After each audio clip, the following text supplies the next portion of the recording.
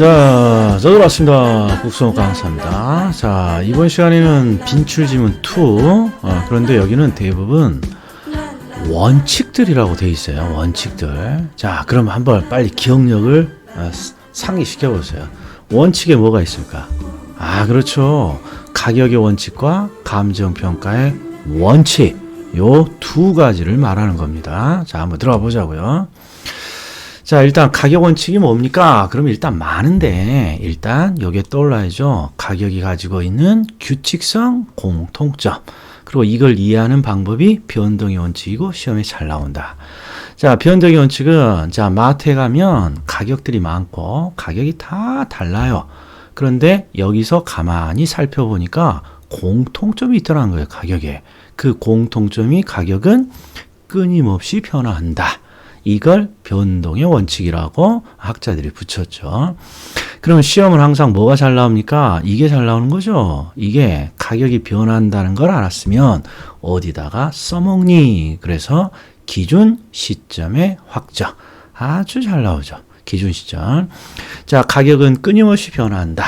그러니까 가치를 추계하는 감정평가에서는 몇 월, 며칠을 기준으로 가치를 추계하는지를 밝혀줘야 된다. 이게 기준 시점의 확정이죠. 그리고 암기 코드는 뭐였습니까? 이건 은평방문각 수강생이 알려준 거예요. 변동의 원칙 나오면 기, 변기. 그래서 화장실 딱 변기를 볼 때마다 변동의 원칙이구나. 기준 시점을 확정해야 되겠구나. 이렇게 나와야 된다. 자, 그리고 자, 시험에 거의 정답으로 나오는 출제 원칙이 두 가지가 있어요. 이게 바로 적합의 원칙, 균형의 원칙. 그러면 질문, 적합의 원칙과 균형의 원칙이 왜 정답으로 잘 나오나요?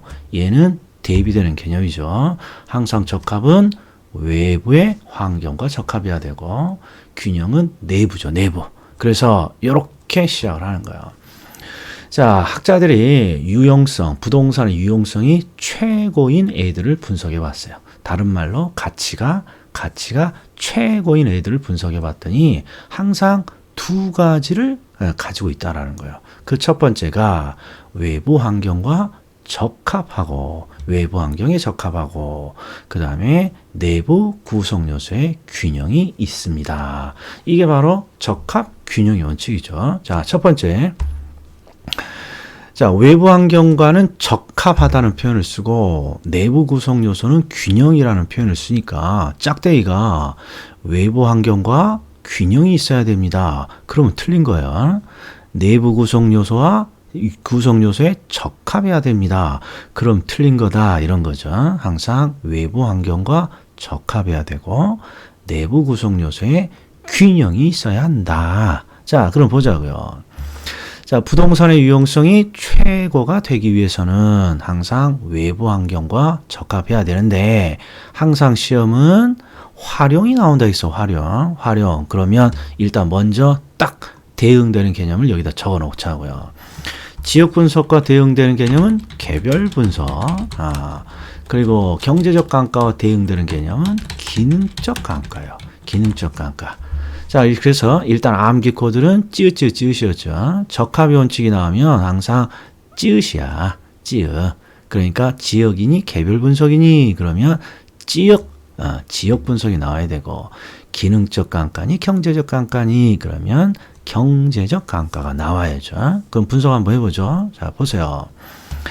자, 외부 환경과 적합은 언제 활용되는 것입니까? 그러면 지역 분석을 할 때 활용하는 거죠. 그럼 왜 그러니? 그러면 모든 부동산이 가지고 있는 대표적인 외부 환경이 지역이란 말이죠. 그래서 지역 분석의 첫 번째 목적은 지표 수준이니까 표준적인 이용과 지역의 가격 수준을 찾는 거고, 그리고 두 번째 목적은 지역을 분석하니까 지역이라는 외부 환경과 부동산이 적합한지를 확인한다 그랬죠. 그런데 분석을 했더니 어떤 일이 벌어집니까? 자, 지역이 공업지역이에요. 공업지역. 그런데 지금 여기 봤더니 이 지역이 주택이죠. 주택. 그러니까 이 공업지역에 비해서 공업지역과 이 주택의 관계는 적합해 보이지 않죠. 그러면 이렇게 적합하지 않는 경우에는 가치가 최고가 되지 않는단 말이에요. 그러니까 가치를 후려치는 거예요. 후려치는 거. 이때 발생되는 감가를 뭐라 그럽니까? 그러면 이걸 우리는 경제적 감가라고 한다. 자, 경제적 감가는 부동산 학에서만 쓰는 용어니까 꼭 기억해 줘야 돼요. 이 경제적 감가는 외부 환경으로부터 만들어지는 감가예요. 그래서 사례가 이런 게 있어요.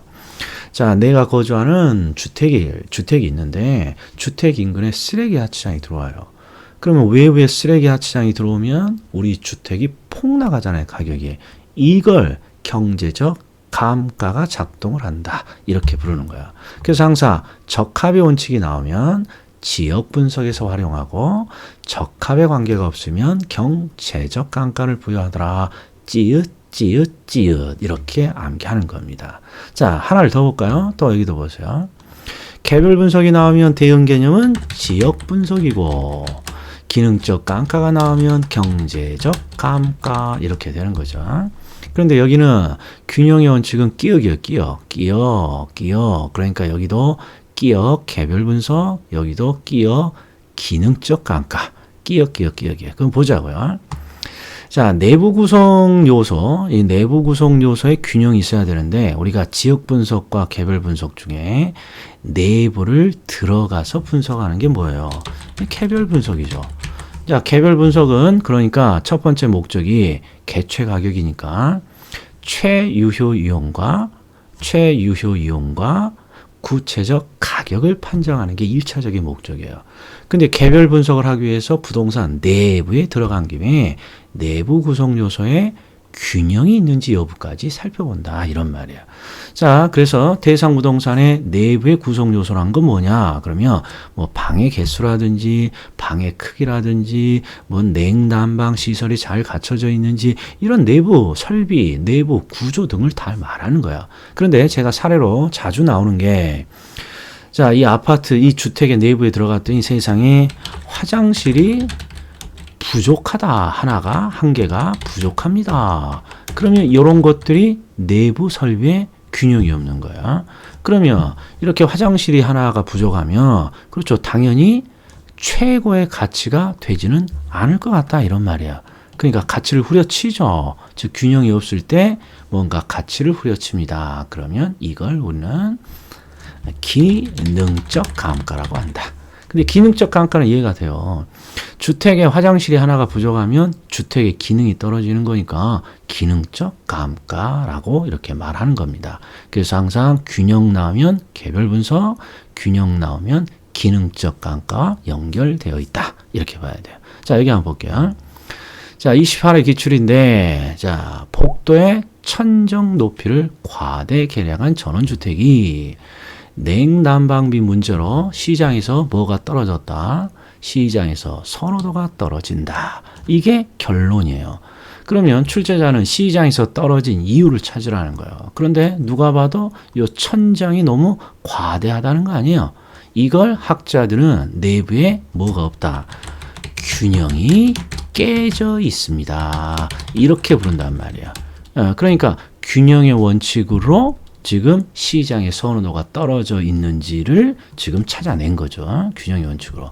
그리고 시장의 선호도가 떨어진다면 자연스럽게 가치는 최고가 되지 않겠죠. 최고가 되지 않아요. 그러니까 뭔가 감가가 작용하는데 균형이 깨져서 발생하는 감가는 기능적 감가. 끼어. 균형의 원칙, 개별 분석, 기능적 감가. 균형의 원칙, 개별 분석, 기능적 감가. 반대로 적합의 원칙, 지역 분석, 경제적 감가. 적합의 원칙, 지역 분석, 경제적 감가. 자, 그래서 요 밑에 있는 지문은 또 봤더니 지역 분석이라고 되어 있잖아요. 지역 분석. 그러니까 얘는 적합의 원칙이 되겠습니다. 적합의 원칙이. 자, 그럼 이번에는 감정 평가의 원칙 들어가 보자고요. 자, 감정 평가의 원칙은 가치를 추구하는 네 가지 원칙이에요. 이 감정 평가의 원칙은요. 감정 평가에 관한 규칙에 규정되어 있어요. 그래서 시험에 거의 매년 나온다 이런 말이에요. 자, 네 가지가 있는데 이 네 가지 중에 항상 요 앞에 있는 요 두 가지가 대단히 중요하다는 거. 그래서 기준 시점, 그 다음에 시장 가치 기준, 현황, 그 다음에 개별 물건 기준 이렇게 되는 거죠. 자, 그럼 한번 해보죠. 자, 뭐부터 들어갑니까? 기준 시점. 기준 시점은 지금 여러 번 나오고 있죠. 항상 가치, 가격은 끊임없이 변화한다. 그러니까 가치를 추계할 때는 몇 월 며칠을 기준으로 하는 가격인지 가치인지 밝혀줘야 된다. 이게 기준 시점이죠. 자, 우리 요게 용어 정리해요. 자, 기준 시점이라는 용어가 도대체 뭘 의미하나요? 봤더니 감정평가의 결정의 기준이 되는 날짜입니다. 자, 기준 시점은 감정평가의 결정의 기준이 되는 날짜입니다. 자, 요 감정평가의 결정의 기준이 되는 날짜인데, 자, 포인트는 구체적으로 몇 월 며칠 날짜를 기준으로 하나요? 그러면 요놈이 떠올라야죠. 즉 가격조사를 완료한 날짜로 한다. 자, 위와 아래를 아주 잘 기억하셔야 돼요. 자, 위에 있는 요 기준 시점은 감정평가의 결정의 기준이 되는 날짜. 요거 기준 시점이라는 용어를 정의한 거예요. 기준 시점이라는 용어가 뭐니? 감정평가의 결정의 기준이 되는 날짜야. 그런데 말이야, 이 날짜를 정확히 몇 월 며칠자로 하니? 그랬더니 감정평가에 관한 규칙에서 가격조사를 완료한 날짜로 해. 이렇게 되어 있는 거야. 자, 시험에 가격조사 대신에 현장조사라고 나왔어요. 그럼 O다 X다. 틀리다. 가격조사와 현장조사는 다른 것이다. 그리고 가격조사를 개시한 날짜라고도 나왔어요. 개시. X 가격조사를 완료한 날짜로 한다. 자, 그리고 기준 시점이 미리 정해졌다면 가격조사가 가능한지 확인해보고 그 시점을 기준 시점으로 할 수 있다. 항상 이 두 개 헷갈리면 안 됩니다. 기준 시점은 감정평가의 결정의 기준이 되는 날짜를 말하고 정확히 몇 월 며칠을 기준으로 하니 가격조사를 완료한 날짜로 한다. 이렇게 되어 있습니다. 자, 그 다음에 감정평가는 시장가치를 기준으로 한다. 시장가치를 기준으로 한다. 그래서 시장가치가 뭔지를 물어봐요. 그럼 시장가치의 정의가 길다 그랬어요. 그래서 딱 두 가지만 기억하자고 했어요. 자, 시장가치는 어떤 시장의 가치니? 그러면 통상적인 시장의 가치야.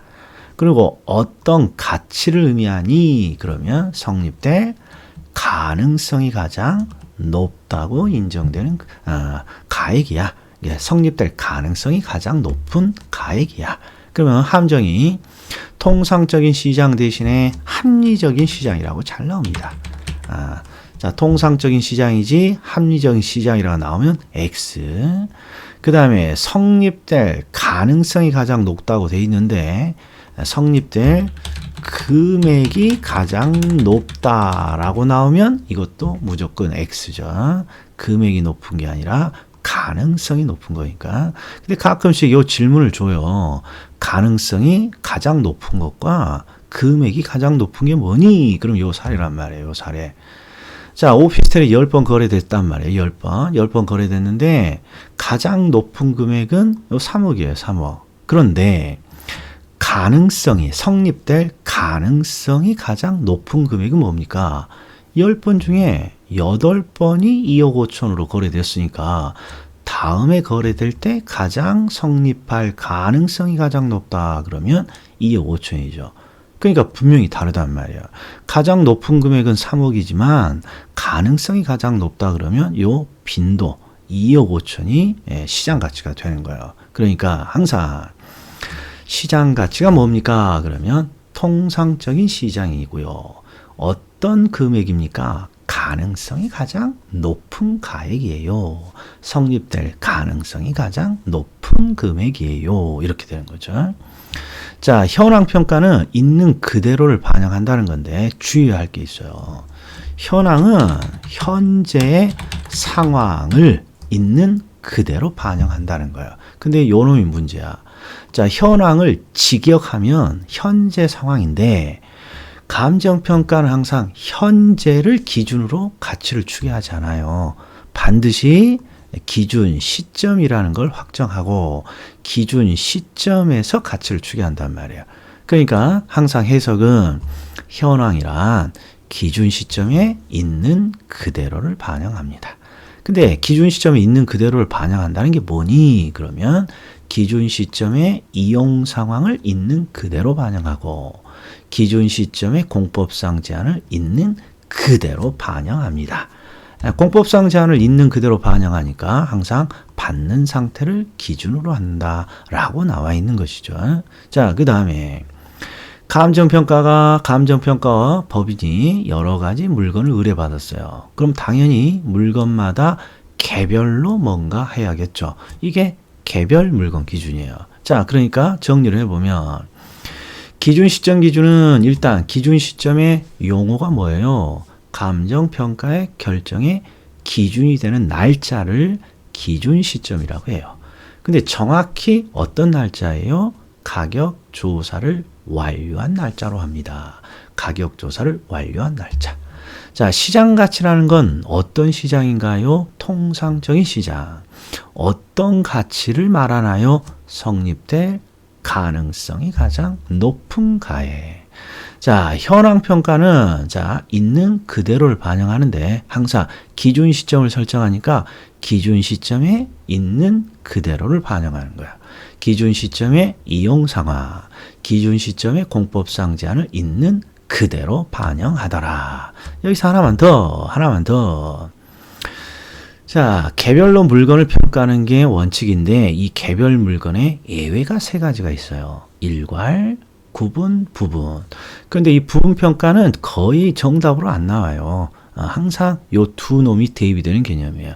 요 두 놈이. 그러니까 요 두 놈이 왜 대입이 되는 개념인지를 잘 보셔. 자, 두 개 이상의 물건이 이렇게 시작한다면 두 개 이상의 물건이 일체로 거래되거나 용도상 떨어질 수 없어요. 불가분의 관계에 있어요. 그러면 요 두 놈을 합쳐서 일괄해서 평가할 수 있다. 자, 사례가 3-1번과 3-2번은 분명히 다른 필지니까 두 개 물건이니까 얘 따로 가치를 평가해야 되는데 가격 조사를 나갔더니 두 토지 위에 하나의 건축물이 이렇게 들어가 있다는 거야. 하나의 건축물이. 그러면 두 필지가 일체로서 건물의 부지로 이용되니까 요게 바로 두 개의 토지가 용도상 불가분의 관계가 있다고 하는 거야. 그러면 3-1번과 3-2번을 일괄해서 전체로서 토지의 가치를 평가하는 겁니다.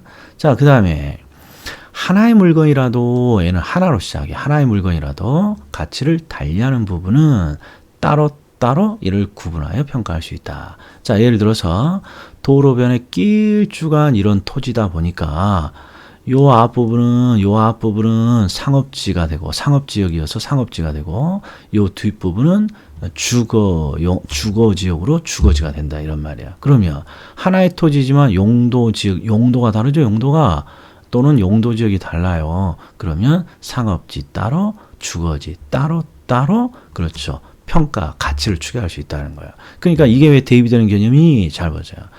여기는 두 개 이상 물건을 합쳐서 평가한다는 거고, 자, 구분 평가는 하나의 물건이지만 가치를 달리하는 부분이 있다면 그 부분을 따로 구분해서 평가할 수 있다는 거야. 두 개 이상의 물건을 합쳐서 두 개 이상의 물건이 일체로 거래되거나 용도상 불가분의 관계가 있다. 그러면 이를 일괄해서. 근데 하나의 물건이라도 가치를 달리하는 부분이 있다. 그러면 이를 구분하여. 그리고 요 놈은 그냥 읽고 넘어가기만 하면 된다. 왜? 거의 정답으로 안 나와요. 일체로 이용되고 있는 물건의 일부분이야. 일체로 이용되고 있는 물건의 일부분에 대해서 평가를 하여야 할 특수한 목적이나 합리적인 이유가 있다면 물건의 일부분에 대해서도 평가를 할 수 있더라. 자, 여기까지요. 그럼 몇 개 있냐? 그러면 쭉 해볼게요. 변동의 원칙, 기준 시점, 그 다음에 적합의 원칙, 지역 분석, 경제적 감가, 그 다음에 균형의 원칙, 개별 분석, 기능적 감가. 자, 그 다음에 기준 시점, 시장 가치 기준, 현황 기준, 개별 물건 기준. 그리고 개별 물건의 예외 반드시 두 가지 기억해야 될 거. 일괄평가, 구분평가. 여기까지였습니다.